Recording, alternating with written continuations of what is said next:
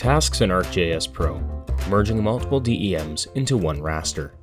If you have multiple digital elevation models as separate features, they will not map properly as their ranges are not equal to one another. Let's merge all these DEMs into one single raster. Select Analysis. Select Tools and search Mosaic to New Raster. Under Input Rasters, select all relevant DEM files. You can do this by opening the Add Many dialog. Browse to an appropriate output location. Enter a descriptive name for your new raster and include a file extension. We'll use .dat.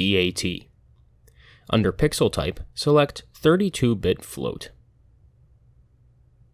Enter 1 in the Band dialog. Select Run.